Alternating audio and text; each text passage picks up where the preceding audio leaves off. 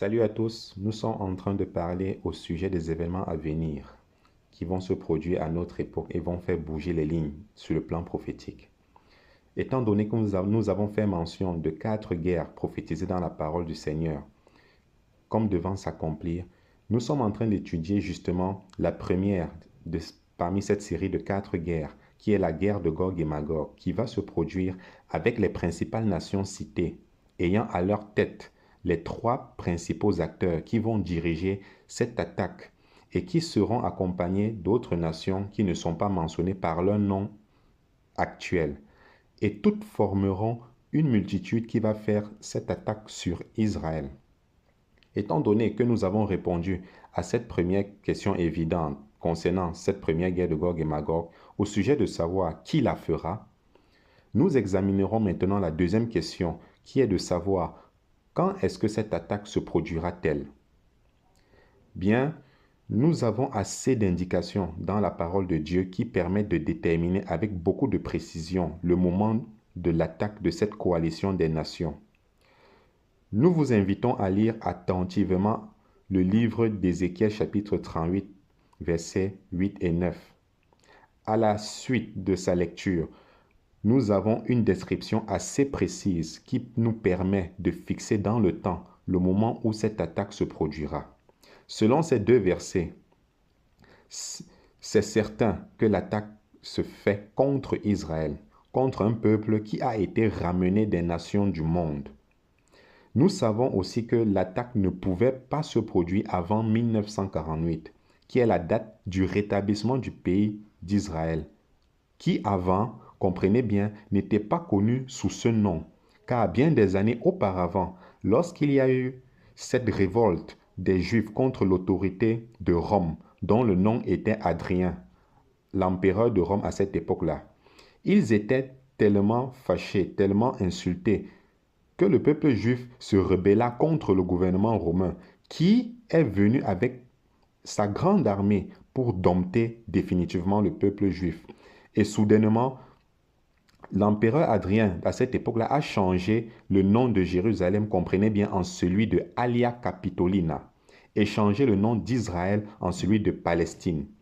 Donc, selon les informations ici dans ces 2 versets d'Ézéchiel chapitre 38, versets 8 et 9, il fallait bien attendre que le rétablissement du pays d'Israël se fasse à nouveau pour que cette attaque de Gog et Magog puisse avoir lieu. Par ailleurs, cette attaque ne pouvait pas se produire après les 7 années de tribulation. Parce qu'on va parler dans la prophétie d'Ézéchiel de 7 mois et de 7 années, surtout pour brûler toutes les armes, étant donné que ce sera après les 7 années de tribulation, plutôt un temps de paix, un temps où le royaume de Dieu sera établi. En plus, cette attaque de Gog et Magog ne peut pas se produire durant la période des 7 années de tribulation, parce qu'en réalité, lorsque vous lisez Apocalypse, il n'y a aucune mention de cette guerre-là dans les différentes descriptions que donne Apocalypse concernant les événements de la fin. Alors, le seul moment où cette coalition peut s'accomplir, c'est à partir de l'année 1948, juste avant que la confirmation de cette alliance de 7 années ne soit signée. D'où il ne faut pas confondre la première guerre, qui est Gog et Magog, avec celle de la guerre d'Armageddon, qui est la 3e guerre, car beaucoup d'enseignements disent qu'elle se produira à la fin de 7 années de tribulation et mélange les 2 guerres, Gog et Magog et Armageddon, disant qu'il s'agit d'une seule et même bataille, ce qui n'est pas possible, parce que les combattants ne sont pas les mêmes. Le lieu de la guerre n'est pas le même. Ce sont 2 conflits ou 2 guerres totalement différentes. Et bien sûr, ça ne peut pas se situer à la fin de cette année de tribulation, parce qu'en réalité, à la fin de cette année de tribulation, on vient plutôt d'avoir la guerre d'Armageddon, et c'est le Seigneur Jésus-Christ lui-même qui mettra un terme par son retour, quand son pied se posera sur le sommet de la montagne des Oliviers, située en face de la vieille ville de Jérusalem. Et là, il va établir son royaume, d'où il n'y a pas le temps d'avoir une autre guerre appelée Gog et Magog. Donc, cette première guerre de Gog et Magog ne peut définitivement pas se produire à la fin des 7 années de tribulation. Par ailleurs, pendant les 7 années de tribulation, il n'y a aucune mention ou bien aucune description de la guerre de Gog et Magog qui nous est donnée dans la parole de Dieu. Et le livre de l'Apocalypse nous est révélé, comprenez-le bien, de façon chronologique. Et c'est facile à comprendre parce qu'à plusieurs reprises, Jean dit ceci. Après cela, j'ai vu. Il ajoute dans d'autres versets, après cela est arrivé. D'où il y a une continuité ou une suite à partir de ce 4e chapitre du livre de l'Apocalypse jusqu'à son 22e chapitre, qui est le dernier, puisque ce sont des événements qui se succèdent l'un après l'autre, comme Jean le décrit jusqu'à la fin. Déjà que depuis le 4e chapitre du livre de l'Apocalypse jusqu'à son 22e chapitre, il n'y a aucune mention ou aucune description de la guerre de Gog et Magog, d'où il ne faut pas confondre ce conflit avec celui de l'Armageddon. Et il faut que ce conflit de Gog et Magog puisse se produire avant la confirmation de cette alliance pour une durée de 7 années qui représente les 7 années de tribulation. Eh bien, comme nous l'avons déjà dit plus haut, cette première guerre qui est celle de Gog et Magog ne pouvait pas se produire avant la date de mai 1948, du fait que l'État d'Israël n'existait pas encore. Et elle ne pouvait pas aussi se produire juste après que l'État d'Israël ne soit rétabli à peine, le 14 mai 1948, car Israël venait justement à peine de se rétablir et n'était pas en position de sécurité dans son pays, parce qu'évidemment, ce n'était encore qu'un petit nombre de Juifs qui est revenu en Israël. Bien sûr, il y a eu une attaque des pays arabes qui n'étaient pas contents du tout qu'Israël soit rétabli. Et ils ont fait une guerre contre Israël. Mais cette guerre-là était artisanale comparée à ce qu'on peut faire aujourd'hui. Et d'ailleurs, à l'époque qu'Israël était très peu nombreux, n'avait que quelques avions à leur disposition, n'avait une petite armée qui n'était même pas encore bien formée, d'où cette multitude de coalitions décrites dans Ézéchiel chapitre 38 ne pouvait pas se produire dans les premières années juste après le rétablissement du pays d'Israël. Mais aujourd'hui, c'est vraiment possible parce que les conditions décrites dans ce que nous avons lu dans Ézéchiel chapitre 38, versets 8 et 9 sont réalisées. Elles sont là autour de nous. Israël est revenu. Israël est fort. Israël est puissant. C'est une des meilleures armées du monde. On dit probablement la deuxième armée du monde après celle des États-Unis d'Amérique. Ils sont nombreux. Ce sont des millions de Juifs qui sont revenus en Israël de nos jours. Et le pays est en sécurité. Ces faits sont vraiment spécifiques dans ces passages d'Ézéchiel chapitre 38, traduisant le fait que l'armée d'Israël est vraiment en confiance contre tous ses ennemis qui sont sur sa frontière, qu'elle partage avec la Syrie, le Liban, par exemple. Donc, toutes les conditions sont réunies vraiment. Cette coalition peut descendre d'une journée à l'autre sur Israël. Eh bien, étant donné que nous avons étudié et découvert qui fera cette attaque et quand elle se produira maintenant, il est question pour nous de savoir où aura lieu cette guerre. Encore là, c'est très précis dans la prophétie d'Ézéchiel chapitre 31 verset 15, s'adressant toujours à Gog au pays de Magog. Nous constatons dans ce passage qu'il est mentionné la provenance de ces armées, qui est le septentrion justement, c'est-à-dire l'extrême nord depuis le pays d'Israël, et qui correspond à la région où se trouve la Russie, comme nous l'avions dit précédemment. À la suite de cette première phrase, remarquez-le au verset 15, qui dit ceci. « Alors tu partiras. » Ça, c'est l'interprétation que nous avons dans la Bible Louis II. Mais dans d'autres versions, le même verset, la phrase commence plutôt par celle-ci. « Et tu vas venir par la vallée de Bassan. » Comprenez bien. Alors, au sujet de cette phrase, « Et tu vas venir par la vallée de Bassan », la vallée de Bassan, justement, se situe à la frontière de la Syrie, dans le nord d'Israël, entre Israël et la Syrie. Cette vallée de Bassan est, selon la Bible, le corridor ou le passage que vont emprunter ces armées de Gog et Magog, à savoir la Russie, l'Iran avec la Turquie et les autres nations avec eux, formant un attroupement dans le nord d'Israël. Et ils vont descendre par la vallée de Bassan pour descendre comme spécifiquement indiqué dans ce passage d'Ézéchiel chapitre 38, précisant ceci, sur les montagnes d'Israël.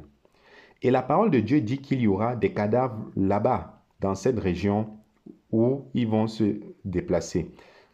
Région appelée la vallée des voyageurs, qui se situe dans cette même région du côté nord d'Israël, plus bas que la vallée du Bassan, du côté de la Jordanie actuelle. Et le prophète spécifie que ça va prendre, dans Ézéchiel chapitre 39, versets 9 à 12, 7 mois pour brûler tous les cadavres et 7 années pour brûler toutes les armes de ces soldats. Et finalement, au sujet de la quatrième question, concernant le conflit de Gog et Magog, qui est celle-ci, comment va se produire la guerre? Nous devons noter ce fait particulier et très intéressant concernant la guerre de Gog et Magog, car il n'y a pas vraiment de guerre décrite comme celle-ci dans la Bible avec tant de précision. Et dans aucune autre guerre, Dieu va-t-il dire en ces termes qu'il interviendra lors de la guerre de Gog et Magog. En fait, Dieu va se mêler lui-même de cette guerre. Alors, maintenant, nous savons qu'il y a une entité démoniaque derrière ce projet-là. Nous savons également le corridor par lequel ils vont attaquer. Nous connaissons à peu près la période ou le temps que cela va se faire. Mais aux surprises, comprenez bien, voici comment Dieu va régler ce problème. Premièrement, Dieu lui-même interviendra par des fléaux naturels, comme il l'a fait autrefois. Un peu comme il travaillait dans l'Ancien Testament lorsqu'il semait la confusion parmi les soldats ennemis d'Israël. Il travaillait avec des choses naturelles comme la pluie, la grêle, etc. Il va intervenir de façon surnaturelle avant même que cette grande multitude n'atteigne le cœur d'Israël, à savoir Jérusalem, et le pays lui-même. Déjà, dans les montagnes, alors qu'ils descendent, parlant de cette armée massive sur les montagnes d'Israël, Dieu dit ceci. Écoutez bien, c'est moi qui vais intervenir personnellement et qui va donner une grande victoire à Israël à ce moment-là. Deuxièmement, il y aura une prise de conscience mondiale de l'existence de Dieu. C'est merveilleux, tel que spécifié dans Ézéchiel chapitre 38, verset 23 et Ézéchiel chapitre 39, verset 7. Dieu va intervenir par ces fléaux, des grêles immenses qui vont tomber, ce qui fait qu'il y aura de la confusion parmi les soldats qui, plutôt que d'attaquer Israël, vont s'entretuer eux-mêmes, comprenez bien. C'est vraiment terrible ce qui va se passer. Ce sera une défaite humiliante de cette multitude de soldats qui sont venus attaquer ce petit pays d'Israël et qui seront peut-être 100 fois, même 200 fois plus forts, plus armés que l'armée d'Israël. Et ils subiront une défaite on ne peut plus humiliante, qu'ils ne se relèveront tout simplement pas. Et cette expression de Gog et Magog va même rester dans les mémoires, puisque le dernier conflit après le règne de 1000 ans est appelé aussi symboliquement, comprenez bien, symboliquement Gog et Magog. Alors Dieu dit que c'est moi qui vais intervenir et le monde entier saura que j'existe. Waouh! Ceci est vraiment pertinent parce qu'à cette époque actuelle, la plupart des gens ont perdu conscience, ne croient plus qu'il y a un Dieu créateur là-haut dans le ciel. Ils ne croient plus qu'il y a un ciel en haut et l'enfer en bas. Mais le monde sera secoué, comprenez bien, de façon magistrale. Et Dieu dit que le monde entier saura que j'existe. Ce sera une catastrophe mondiale, frères et sœurs, comprenez bien, qui va bouleverser les pays de la terre du fait de la mondialisation qui veut que ce qui touche un endroit impacte aussi les autres endroits, et particulièrement au Moyen-Orient. C'est comme le centre du monde, en fait, le Moyen-Orient, en ce fait que à une moindre rumeur de guerre, autant pour moi, vous allez payer l'essence cher à la pompe. Et vous imaginez un jour, lorsque cette guerre se produira et qu'il y aura cette grande cette grande multitude qui subira une humiliante défaite telle que décrite. Le prix du pétrole va grimper de façon vertigineuse. La bourse mondiale va s'écrouler carrément. Il y aura un grand bouleversement mondial. D'où la nécessité, comprenez bien, d'où la nécessité de cette coalition dont Daniel a parlé et prophétisé dans Daniel chapitre 2, verset 43, parlant des 10 nations représentées par les orteils de la statue, comme nous avons parlé dans des récentes études. Il y aura donc cette coalition-là pour dire qu'on ne veut plus en réalité de catastrophes semblables. On ne veut plus de conflit mondial. On ne veut plus de guerre mondiale comme celui-ci. Asseyons-nous pour confirmer une entente de paix et de sécurité pour toute la planète afin d'éviter qu'une telle chose semblable ne se répète encore. Et justement, observez bien, l'apôtre Paul dit bien qu'au moment où les hommes diront paix et sécurité, une ruine soudaine fondra sur eux. Parce que oui, ils réussiront à faire cette entente telle que prophétisée par le prophète Daniel, mais qui sera loin d'être celle d'une entente de paix et de sécurité, mais qui sera plutôt le début des 7 années des tribulations mondiales de la fin, qui se termineront par le retour du Seigneur Jésus-Christ sur le sommet de la montagne des Oliviers. Alors, à la lumière de ce que nous venons de lire, nous voyons et nous constatons de nous-mêmes que cette guerre de Gog et Magog est très caractéristique de notre époque actuelle. Les prophéties sont réellement en marche et elles nous ont été données pour que nous ayons la lumière des révélations de Dieu concernant le monde entier, concernant son Église et concernant son peuple juif qui est Israël. Alors gardons les yeux ouverts sur toutes ces choses afin de nous préparer de mieux en mieux pour le son de cette glorieuse trompette qui marquera notre départ pour le ciel. C'est vraiment merveilleux.